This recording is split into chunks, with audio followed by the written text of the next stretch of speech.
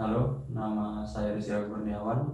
Saya di sini sebagai narasumber dan selaku ketua umum terus. Ya, jadi legislatif di kehidupan kita itu tuh ada bermacam-macam ya.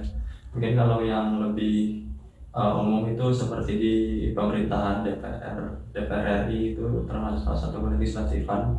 Dan jika semisal ada di lingkungan kampus itu tuh DLM-FT atau DPM yang selaku lembaga legislatif di dunia kampus. Nah, lembaga legislatif ini tuh merupakan salah satu pilar yang cukup penting ya. Cukup penting, dia itu bertugas untuk membuat, mengawasi dan merevisi undang-undang atau peraturan yang berlaku. Nah, keberadaannya itu untuk mengatur kehidupan bermasyarakat di sini. Dan juga tanpa legislatif yang kuat dan efektif itu tuh pemerintahan itu tuh dapat berjalan tidak sesuai dengan yang diinginkan lah begitu ya. Dan jika semisal di lingkungan kampus itu juga lebih di apa namanya, lebih di mengikuti kegiatan di kampus, karena DLM ini kan mengawasi, salah satu kerjanya itu mengawasi BEM ya, mengawasi BEM, kinerja BEM, dan juga menyampaikan aspirasi-aspirasi dari masyarakat atau mahasiswa di kampus tersebut. Nah, cara pembuatan undang-undang atau peraturan itu mungkin saya akan membahas khusus di lingkungan kampus ya.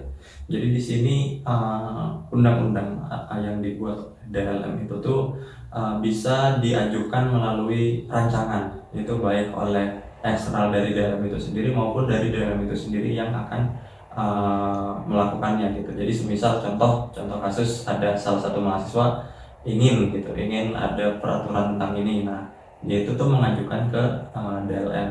Nah, nanti DLM akan mengajukan rancangannya, dan rancangan undang-undang itu akan dibahas oleh seluruh lembaga yang ada di kampus tersebut. Dari mereka apakah menyetujui, dan jika setuju nanti juga bakal ada diksi-diksi maupun kata-kata yang diubah gitu untuk menyesuaikan dengan kondisi dan situasi saat ini.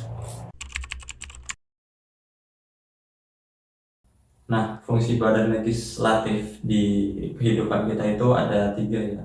Satu anggaran, dua pengawasan, dan tiga itu legislasi. Nah, itu tuh untuk di kehidupan kita. Namun untuk dalam di fakultas atau di universitas, di kampus lah itu ya, jika kasaran itu tuh bisa menyesuaikan, karena di sini kita ini lebih fokusnya itu tuh ke pengawasan kinerja.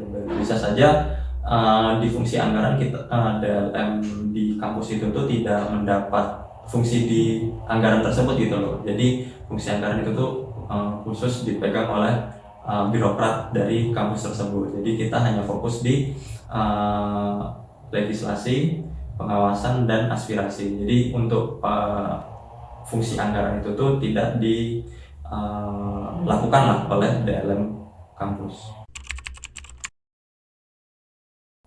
Nah, tantangan yang dihadapi oleh lembaga kelegislatifan itu khususnya di lingkungan kampus ya, yang jelas salah satunya itu tuh uh, staf atau pengurus yang kadang sulit dihubungi gitu. Jadi dia itu tuh tidak berkompeten dalam menjalankan kewajibannya, atau kasaran itu tuh lepas tanggung jawab. Lalu yang kedua, ketidakpercayaan masyarakat. Kalau dalam sini konteksnya itu tuh mahasiswa kampus terhadap kinerja dari DLM tersebut, karena mungkin menurut mereka DLM bisa lebih baik dari ini gitu. Lalu yang ketiga,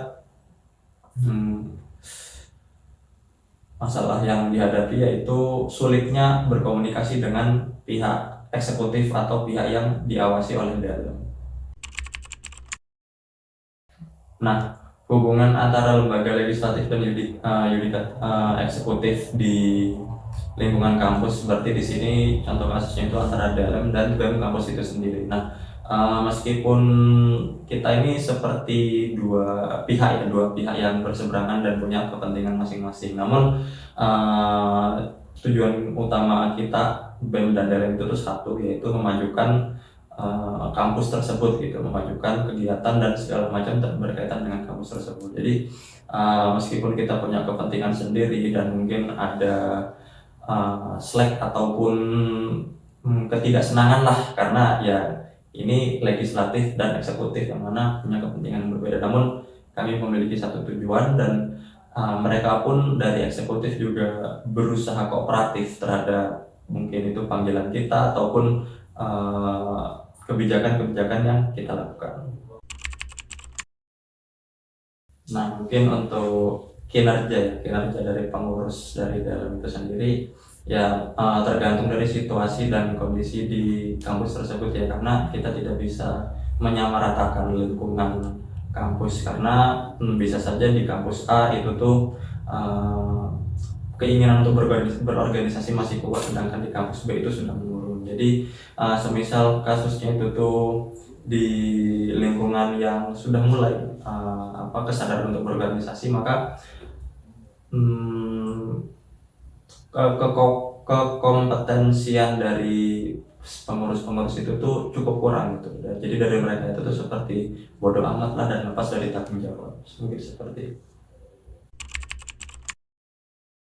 Nah, mungkin peran generasi muda ya yang bisa membantu atau bisa menjadi legislator di masa depan itu tuh mungkin salah satunya aktif dalam mengikuti kebijakan-kebijakan yang dilakukan oleh pemerintah. Mungkin kita bisa mengikuti alur dan segala macamnya lah tentang kebijakan yang dilakukan oleh pemerintah, dan mungkin untuk bisa merasakan lingkungan yang mungkin sedikit mirip dengan lingkungan dari DPR atau legislatif di negara itu, mungkin kita bisa mengikuti atau melihat kinerja dari DLM kampus itu sendiri.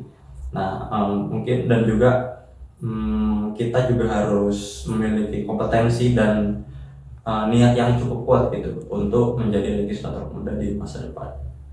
Mungkin cukup sekian ilmu dan informasi dari saya. Saya Rizky Kurniawan selaku narasumber dan ketua umum dari FT Unsud pamit undur diri. Terima kasih.